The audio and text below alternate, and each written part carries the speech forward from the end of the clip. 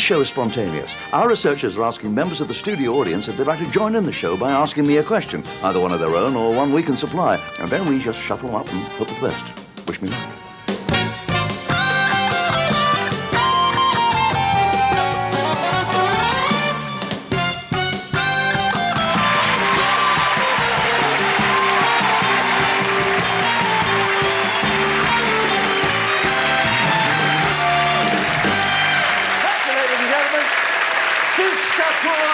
Musical Switch Off Your Deaf Aids by, ladies and gentlemen, yes. Very good indeed. What do you think of the jacket? Do you like the jacket? I don't know. It never looks like, when you put it on, it doesn't look like it did when you saw it in the catalogue, does it? I don't know. What a grim week for topical jokes it is anyway. The European slaughter programme continued. First Scotland, then Holland, now Spain. Yes!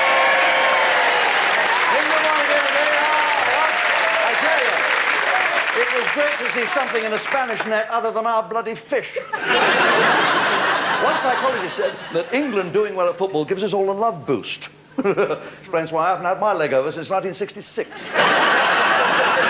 And scientists in Cambridge claim to have found a cure for mad cow disease. Ah, yeah, so there may be another series of That's Life after all.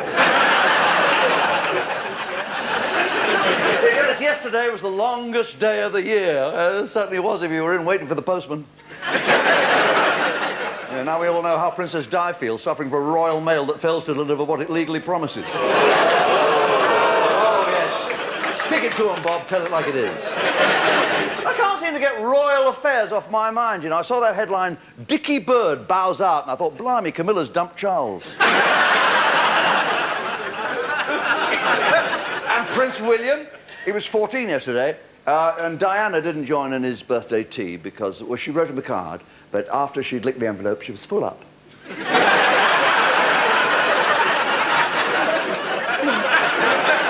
Actually, she was in Rome, wasn't she? She was in Rome, and she was greeted by cries of Bullissima. Bullissima, indeed. If they're going to mention her eating disorder, they could at least pronounce it correctly. I never heard such a thing. Another big show, the horse racing fashion event of the year, with women who know they're beautiful and some who just think they're beautiful, which is why they call it Ascot, because of the old boilers. Fergie's financial advisor, what's his name? John Bryan. He's heading for possible bankruptcy. He was on Sky News. He said, my bandwagon's all out of gas. And I'm thinking, well, John, you always were a sucker for a tow. Boris, buy me another Yeltsin's been in the headlines again. Russian hardliners are trying to topple him. What's the point? He can manage that all by himself. and finally, Madonna and Child. It's on the way. Madonna, not long to wait. Do you know something? I think she's going to have quintuplets. I do. Look, I read in the paper that quintuplets only happen once every 2 million times. And Madonna must have done it.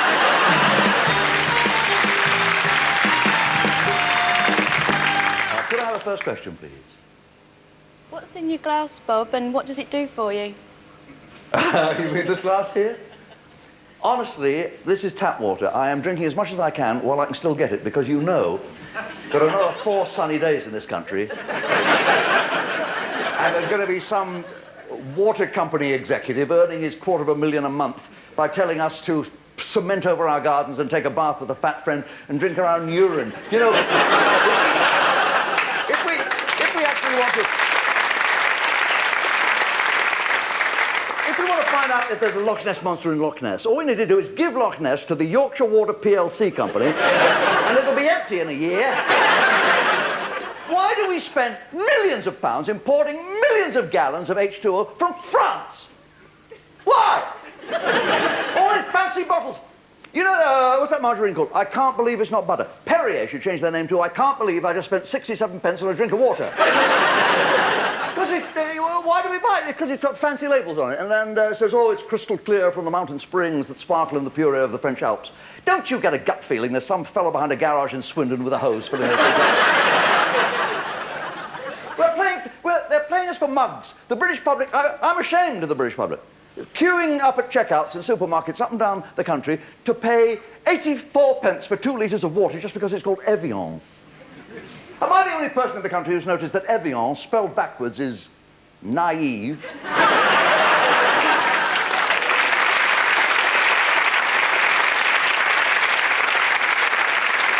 I have another question, please? Good evening, Bob. Good Are evening. you religious? Am I religious? Well, I don't think you have to believe every word that's in the Bible, but you have to respect the men who typed that stuff. Because I grew up Church of England, I suppose. You say C of E. I went to a Church of England school. The headmaster was an atheist, which was really weird at Christmas, because we set up a nativity scene, but all the characters looked sceptical. I think it's wonderful from a religious point of view that women can be priests. I feel much more comfortable confessing my sins to a woman. I suppose I've had much more practice at doing that. Still, there are male priests who object to the ordaining of female priests. I suppose they feel that putting on a long dress and falling in love with choir boys is men's work. Another question, please. Does anything really scare you, Bob? Anything really scare you? You mean something that makes... I think what could happen, what might happen to me in the dentist. I mean, it doesn't happen, but I'm always afraid, and I won't let them use pentothal as an anesthetic, because sodium pentothal is the truth drug. It's the truth drug. They used to give it to spies during the Cold War to make them blurt out the truth. Now, supposing your dentist is an unattractive man, you know, he's standing there, he's got all those needles and hooks and bits there, little torture instruments, and you're lying there at his mercy. It doesn't seem to me that's the ideal moment to say, goodness me, you have bad breath and thick nasal hair. In addition to being fat, ugly, and bald, and boring, you big-nosed, sadistic bastard. Bad moment. Don't want to tell the truth. Another question, please.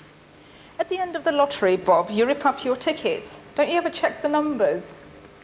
I do rip up a ticket at the end of the National Lottery Live, that's true. But it's my ticket from the previous Saturday, the one I know has failed. I never rip up a winning line. I've never had a winning line. I don't want to have a winning line. Every week I go to the same place. I guess we all go to the same place usually to buy our tickets. And this man annoys me. And I go into a shop and I buy a ticket. And he always says the same thing. He says, I have a better chance of being struck by lightning than you have of winning the lottery. And I said, well, you have your dream and I have mine. You know what it is, you've got me off on this subject now, madam. The thing that annoys me, does it annoy you? When somebody wins, I don't know, £6 million or something, they say, it's not going to change my life. Well, take the money back then if it's not going to change your life. No, have it, take it back. It amazes me, actually, that the audience gets as excited as they do on the National Lottery Live, because there it is, what is it? It's 15 minutes of fragile hope that this will be the night, followed by that inevitable disappointment. Well, I've had that every Saturday night for 20 years of doing it.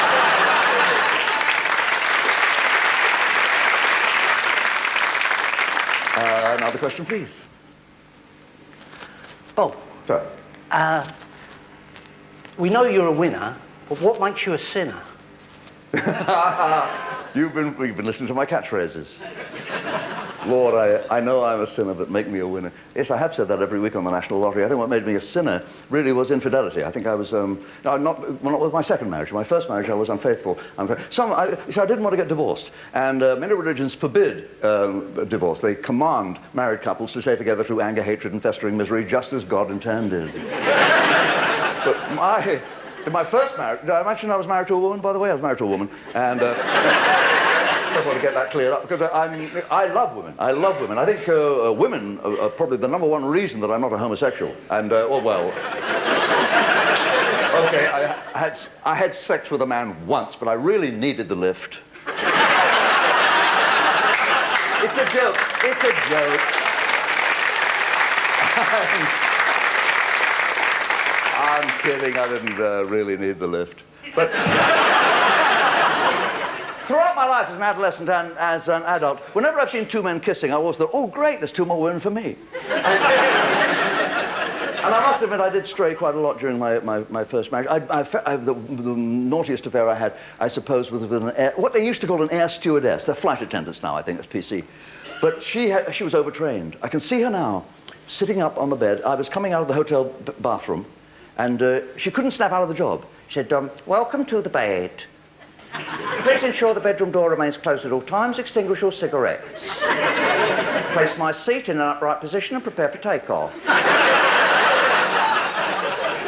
Do not attempt to exit until we both come to a complete standstill. what she meant when she said, place over the nose and mouth and breathe normally. It's nothing to do with you.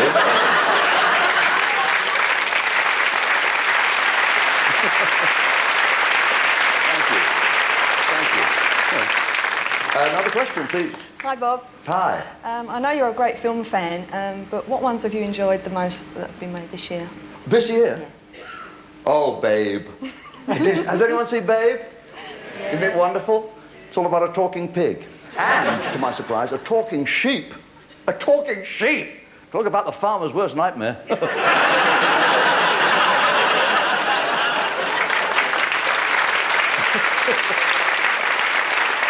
Oh, dear. Bob, Yes, sir. can middle-age spread be prevented? Do you know, you're going to hate me for this answer, but I am one of those people who can eat as much as they like of anything they want to eat and just get really fat. I went on a diet again. I had to lose some weight again. The doctor said, you've got to lose some weight. So now I go on this diet, and it makes you so irritable. And I couldn't eat anything. By midnight, I was starving. Went to bed, I'm going to bed hungry. So I looked up the diet sheet to see what I could have. And do you know what I had? I found myself having non-fat, sugar-free, low-calorie frozen yogurt with no artificial flavoring or coloring. Why? What's the point? Why bother? I mean, what did I eat? Basically, I had a bowl full of cold. I can just open the freezer and go, I'll pack that in. I'm on a diet pill now. It's very good. It's very clever. It helps you lose weight by making you feel full, you know? Recommended dosage is 5,000 pills a day. Sir. Hello, Bob. Hi. How would you like to die? What, right now? Tonight?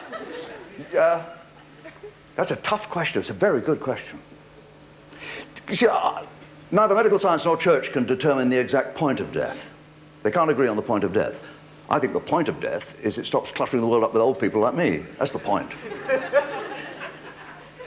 It's difficult for you when someone close to you dies, because you don't know whether to prop them up or just let them crash to the floor.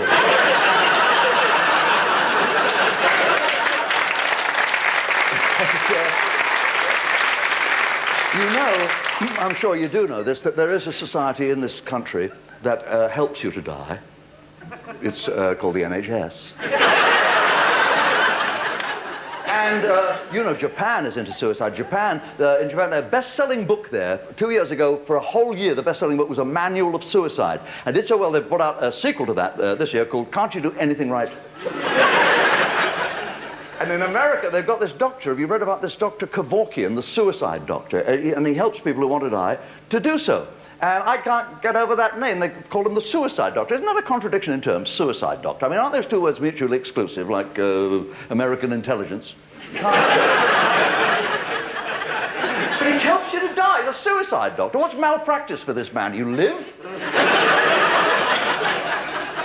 I think death can be hilarious, as a matter of fact. I really do. I think it can be funny. I mean, if a man tries to hang himself with a bungee cord and he dies from bouncing his head on the ceiling, that's funny to me. That's funny. I think that's funny.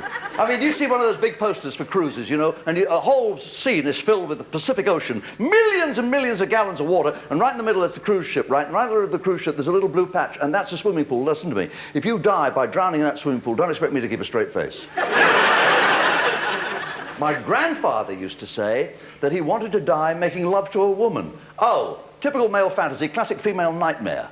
Can you imagine what that would be like for a woman? She's enjoying congress with this man, and suddenly, pop, out goes his light. She's going to feel guilty. She's going to feel a woman is so emotional about this thing and giving and compassionate. She's never going to have sex again. The rest of her life she's going to go, oh, no, that was dreadful. What I did was terrible. But if that happened to a man, if he's making love to a woman and she suddenly expires, he's going to go around the rest of his life saying, yeah, I'll go to bed with you, darling, but I better warn you first, I'm bloody lethal. True,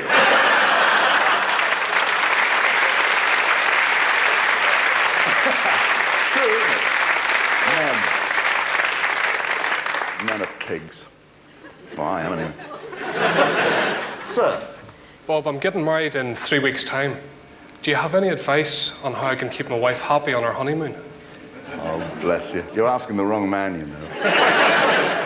Oh, gosh.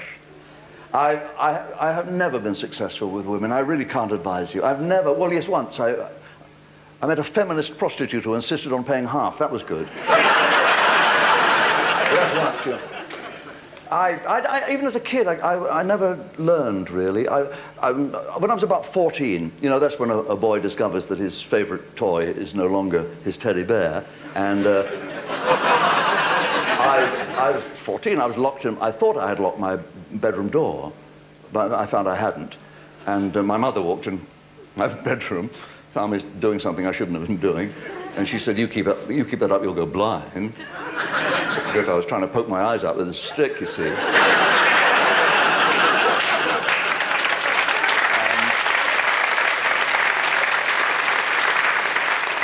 I couldn't get into conversation with girls when I was adolescent. When I was 17, I came up with a scheme. I mean, it sounds harebrained now, but at the time I thought it was quite good. I got hold of some very powerful, small industrial magnets, and I sewed them in a little sort of oval, a little around the fly of my trousers. And then I posed thus on a stool in the bar of the local dance hall, like that, hoping that a girl would come by with a number of metal rings on her finger.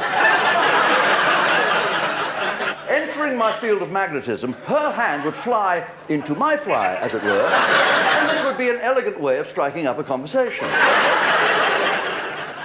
Well, I must have been looking the other way when the short man with braces on his teeth came by.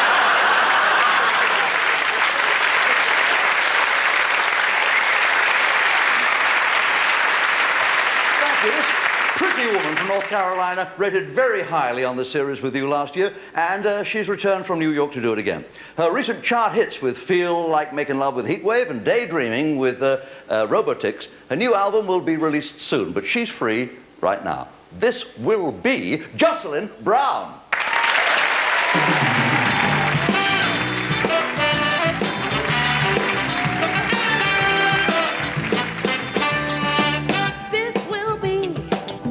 Everlasting love, this will be the one I've been waiting for. This will be the first time anyone has loved me.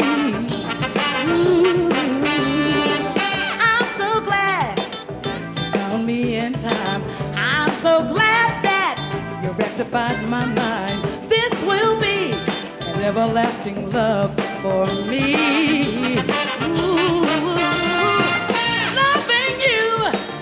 so kind of wonderful because you showed me just how much you cared. You've given me the thrill of a lifetime and made me believe you've got more thrills to spare, cause this will be an everlasting love.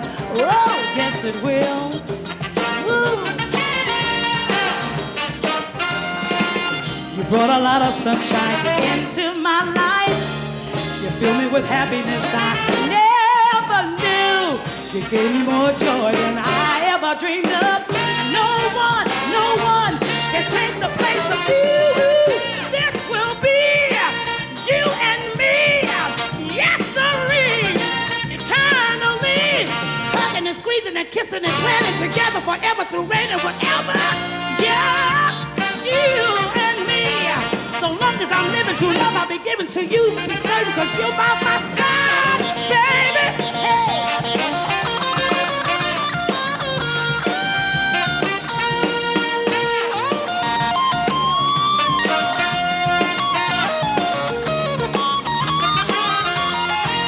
This will be an everlasting love.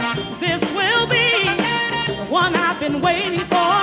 This will be the first time anyone has loved me. Yeah. So deserving, you're so deserving with my love, love, love. From now on, from now on, from now on, from now on, from now on.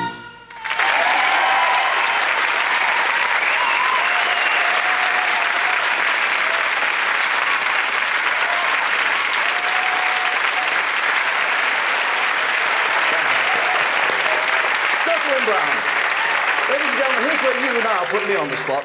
We reverse things a little bit. Our researchers passed through our studio audience, ladies and gentlemen, asking for subject that they'd like me to talk about. And I have about 8 subjects here. So would you indicate by applause which of these subjects you'd like me to talk about? Hockey. Nothing? Okay. Butchers. Nudity. Fishing. In the garden. On the loo.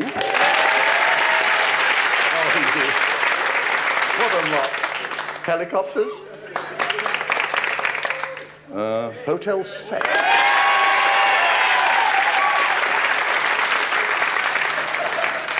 We have 3 winners, ladies and gentlemen. I don't know, hotel sex.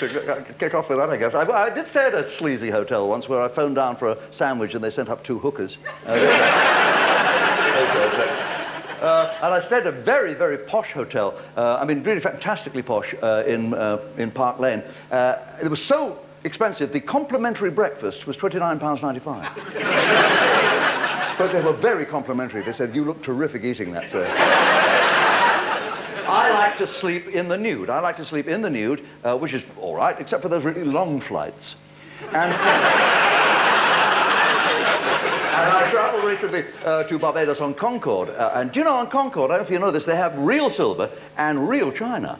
Well, we haven't got that at home. We have now. And I was on my own in the Sandy Lane Hotel, which is a very famous hotel in Barbados, and they have big beds with 3 pillows. 3 pillows in a row. 3 pillows in a row. Well, who's going to get that lucky? Hotel sex. I went all around the hotel trying to find 2 women who would be interested in sharing a pillow. 1 each. And me in the middle. No like. No hotel sex. The housemaid said to me, "Would you like me to turn down your bed?" I said, "You might as well. Every other woman in the place has."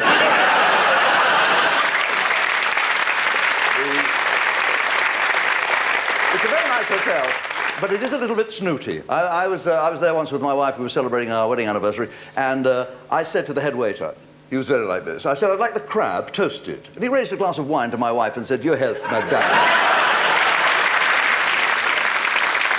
You know what I hate? I really hate about hotels. Always have the soap. That awful little thing like a Tune's throat lozenge that they give you. I shouldn't grumble because one of those tiny little bits of soap was responsible for one of the most magical and enchanting visions I've ever had in my life. I'll tell you what happened. I am in the shower with this little bit of soap, this is some years ago, and I'm sudsing up a nipple and I'm thinking, this is going to take some time. I'm beginning to use this tiny piece of soap to cleanse my nether regions, and I'm soaping around the back here, and suddenly...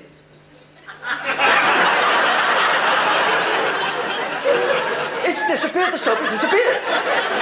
So I haven't got time to wonder about that. So I rinse and I dry and I get dressed and I go to have meal, I have dinner, I go on to the club where I was doing my cabaret, I do my cabaret act, I go into the bar, I meet a woman, she likes me, I like her, we both go back to the hotel, we both go back to the hotel, we go up to my room, and she says, "Don't put the light on, I'll undress in the dark." So I say, "Okay, I don't put the light on." She undresses in the dark, I undress in the dark, and I'm just going over to get into bed when I think, well, a little illumination would be okay. So I lean forward to pull back the curtains.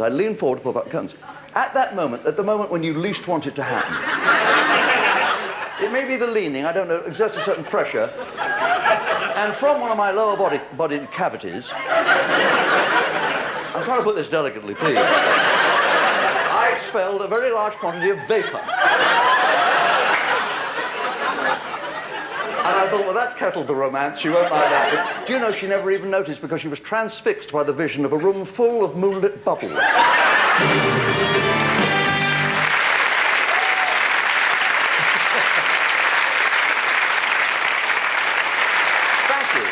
Now, here's where anyone in the audience can give me a start word, someone else can give me an end word that has no apparent connection with the start word, and then I have to connect the 2 random words against the clock by way of as many gags as I can, and to make this harder this year, I'll ask for a 3rd middle word, and I'll try and weave that into the chain as I go along. And we call this Bob's Comedy Connection.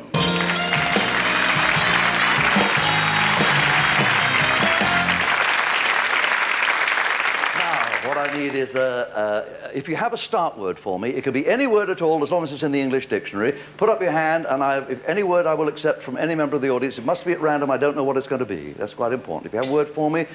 Apple. Apple. All right, apple it is, apple. Now I need an end word, a word to finish on, and you've already spoken to me, so I'll go to someone who hasn't spoken to me before. The gentleman in the tie and jacket there. Anaconda, Bob. Anaconda. I can see no obvious connection between apple and anaconda. Now I need a middle word, a centre word by which I have to go.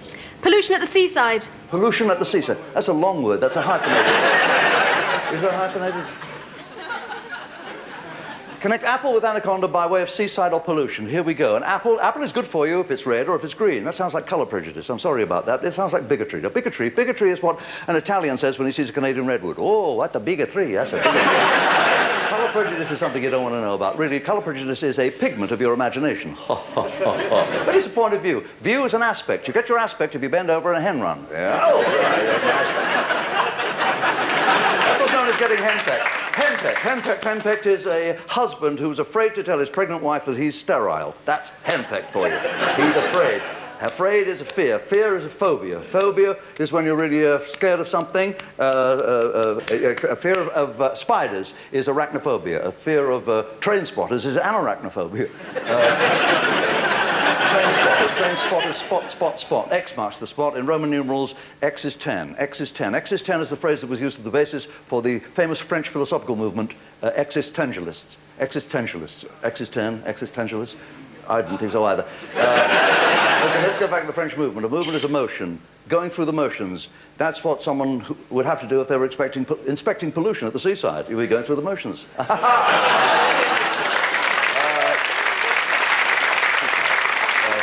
Would it be easier to use a public toilet if you had eaten convenience foods?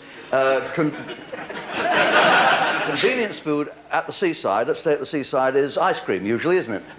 What's that American ice cream that's come over recently? Haagen-Dazs. Americans call it Haagen-Dazs because they eat it like a hog and dash out without paying. And that makes you smile. Ice cream makes you smile. It makes you beam. It makes you broaden the beam as well. And a beam is a girder. A girder is a joist. A joist is a girder. Girder, an anagram of girder is dirge. A dirge is a sad song. I like a happy song, like Always Look on the Bright Side of Life, which was sung by Monty Python, not Anaconda.